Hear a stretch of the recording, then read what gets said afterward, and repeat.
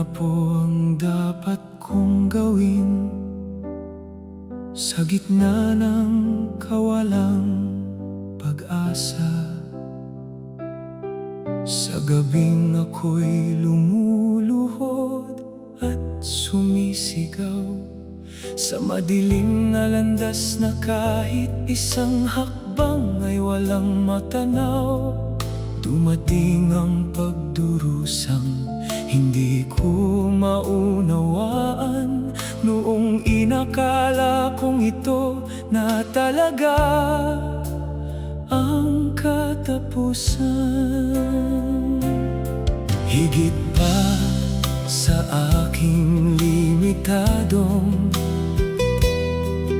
pag-iisip at hangganan, ipinakita ng Panginoon ang iyong walang hanggang kapangyarihan. Ang mga dalangin na hindi nasagot sa paraang ninais ko ay ang katotohanan ng iyong pinakamaperpektong paggabay sa akin.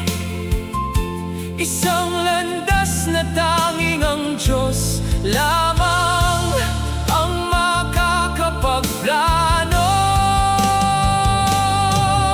Sa mismong lugar kung saan nagtatapos ang aking dunong at landas, doon magsisimula ang dakilang gawa ng Diyos. Sa lugar kung saan ubos na ang aking lakas at lahat ng pag-asa ay naputol, iyon ang mismong simula ng paggawa ng Panginoon. Huwag manghina, huwag mawalan ng loob. Ang aking katapusan ay ang pasimula ng Diyos. Dumadaan ka ba ngayon sa madilim na yugto?